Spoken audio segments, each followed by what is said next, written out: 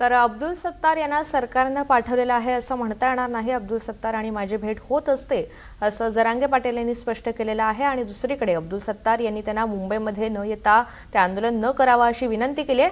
मात्र जरांगे पाटील आपल्या भूमिकेवरती ठाम आहेत। तुर्तास वळत पुढच्या बातमीकडे। बातमी पुण्यातून आहे।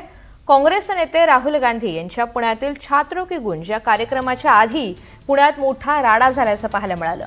पुण्यातील COEP कॉलेजमध्ये काँग्रेस आणि ABVPच्या कार्यकर्त्यांमध्ये हा राडा झाला। दोन्ही गटाचे कार्यकर्ते एकमेकांना भिडले आणि त्यामुळे या परिसरात गोंधळाची स्थिती निर्माण झाली। शुक्रवारी रात्री हा सगळा प्रकार घडला। सध्या परिस्थिती नियंत्रणात आहे। घटनास्थळी पोलीस बंदोबस्त तैनात करण्यात आलाय। या प्रकरणी काँग्रेस कार्यकर्त्यांवरती गुन्हे दाखल झाले। शिवाजीनगर पोलीस ठाण्यात 50 ते 60 कार्यकर्त्यांवर या गुन्ह्याची नोंद आहे।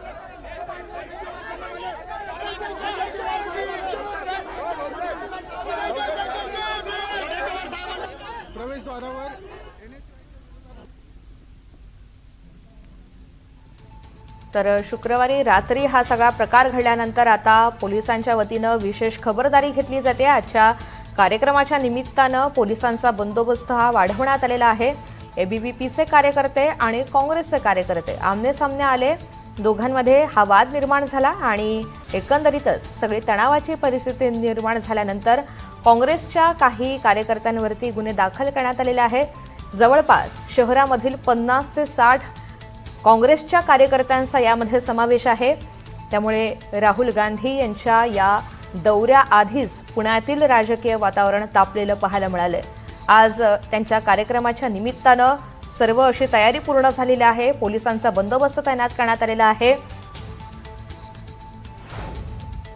रात्री जो पुण्यात राडा झालेला आहे, विद्यार्थ्यांमध्ये हाणामारी झालेल्या आहेत, याला नेमकं काय कारण आहे? कोण नाही, विद्यार्थ्यांमध्ये हाणामारी झाली नाही। भारतीय जनता पक्षाच्या भाडोत्री गुंड घेऊन येऊन त्यांनी कुठेतरी पुण्यात दंगा करण्याचा प्रयत्न केला की जेणेकरून विद्यार्थी येणार नाही, पालक घाबरतील, यासाठी त्यांनी अशा पद्धतीचा एक खोडसाळपणा केला। वास्तविक पाहता ज्या मुलींवर त्यांनी दबाव आणला त्यावर काही आमचे NSY युथ काँग्रेसच्या कार्यकर्त्यांनी तो काही व्हिडिओ केला नव्हता। आपल्याच माध्यमांचे प्रतिनिधी गेले, त्या स्पॉन्टेनियसली त्या महिला बोलल्या। तिचं बोलणं खरं असल्यामुळे तिच्या वेदना ज्या आहेत त्या मुलीच्या ह्या समाजामध्ये पोहोचल्या, तो मोठ्या प्रमाणात व्हायरल झाला। व्हायरल झालेल्या व्हिडिओवर भारतीय जनता पक्ष त्यांना दमदाटी करण्याकरता जो गेला त्याची माहिती मिळाल्यानंतर आमच्या महिला मुली ह्या त्या प्रकरणाची शहानिशा करण्याकरता गेल्या। मुलं गेले नाहीत आणि त्या महिलांनी तरुणींनी त्या महिलेला भेटायचं अर्थात त्या वसतिगृहाच्या वेळेत प्रयत्न केला। त्यावेळेस त्यांना जी लोटपाट झाली त्यातून वस्तुस्थिती काय आणि शांतता स्थापित करण्याकरता आमची कार्यकर्ते त्या ठिकाणी गेली होती। मात्र नशापाणी करून जे भाडोत्री गुंड आणले त्यांनी त्या ठिकाणी दंगल घडण्याचा प्रयत्न केला। आमच्यावर गुन्हे जे दाखल झाले आणि जो काही काल प्रकार झाला याचा हेतू काय? तुम्ही भाजपच्या भाडोत्री गुंड असा उल्लेख करताय, मात्र भाजपचे नेते सांगतायत की काँग्रेसच्या गुंडांकडून मुलींना मारहाण केली गेली। तर मग जी मुलींना मारहाण केल्या गेली ती कोणत्या होत्या? मुली ज्या होत्या त्या काँग्रेसच्या कार्यकर्त्या, स्वयंसेविका, व्हॉलेंटियर आणि आमच्या कार्यकर्त्या होत्या। भारतीय जनता पक्षाच्या तर मुली कोणत्या नव्हत्या। पण त्यामुळे धचा मा करणं, या बोटावर त्या बोटावर करणं हे त्यांचं कौशल्य आहे। तुमच्या 60-70 कार्यकर्त्यांवर गुन्हे दाखल झाले। ते गुन्हे दाखल हे घाबरवण्याचा प्रयत्न आहे। त्या प्रकरणात कुठलेही तथ्य नाही। कायद्याच्या कसोटीवर ते गुन्हे कुठेही टिकणार नाही। ते हास्यास्पद गुन्हे आहे आणि आम्ही हे प्रकरण खालीच केल्याशिवाय राहणार नाही। आणि दुसऱ्या बाजूला जे खरे गुन्हेगार आहेत त्यांच्यावर आम्ही कारवाई करण्याच्या अनुषंगानं आम्ही जरूर आमचा कार्यक्रम संपल्यावर आम्ही जाऊ।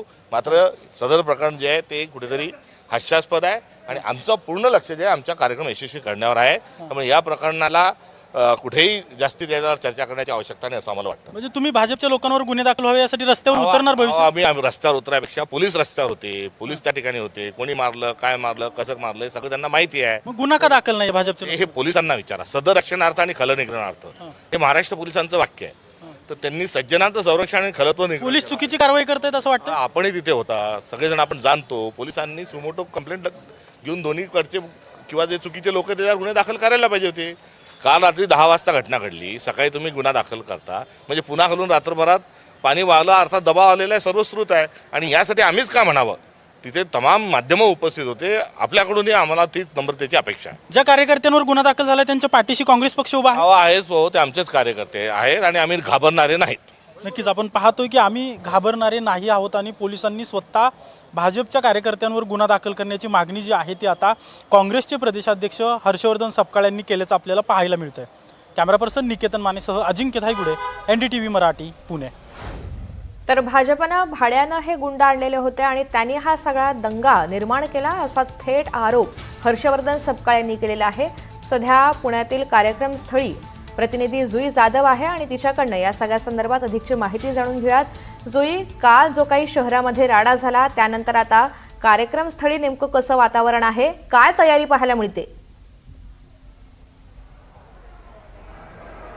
ऋतुजा, आज पुण्यामध्ये राहुल गांधी यांचा जो कार्यक्रम आहे छात्रों की गूंज तो पार पडणार आहे आणि ज्या ठिकाणी हा कार्यक्रम पार पडणार आहे त्या ठिकाणी मी सध्या आहे हे पुण्याच्या त्या पटांगणामध्ये आणि आज आपण जर पाहिलं तर मग राहुल गांधी विशेष म्हणजे ज्या युवती आहेत त्यांच्यासोबत संवाद साधणार आहेत. महिलांसाठी हा कार्यक्रम असणार आहे आणि खरं तर नीटचे जे पेपर लीक झाले त्यानंतर या सगळ्या विषयांना जो आहे जो जोर धरू लागला.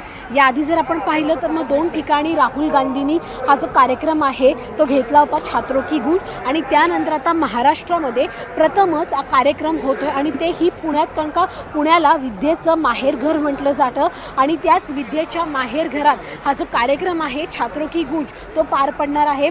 हे जर आपण संपूर्ण पटांगण पाहिलं तर मग ह्याच स्टेजवरून राहुल गांधी भाष्य करणार आहे आणि याच मैदानावर आपण जर पाहिलं तर मग गर्दी देखील होणार आहे.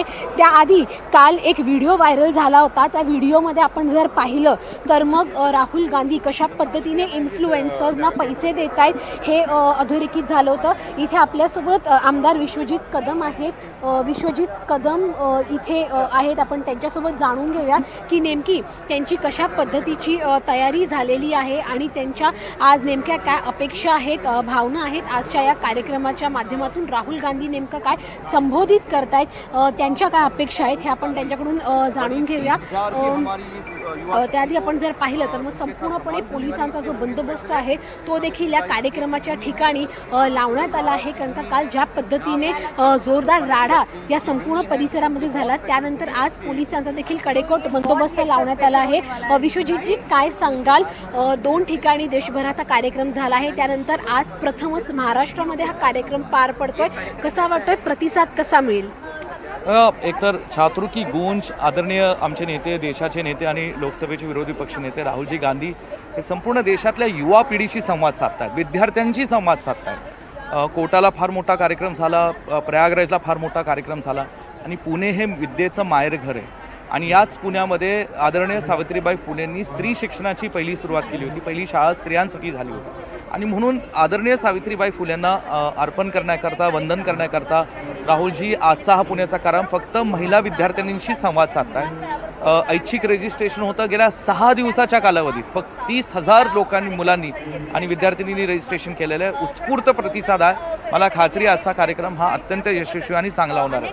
काल खरं तर तुम्ही म्हणताय की आज हा कार्यक्रम महिलांसाठी आहे, विशेष म्हणजे युवतींसाठी आहे. मात्र काल जो राडा झाला त्यामुळे देखील महिलाच टार्गेट केला गेला होता.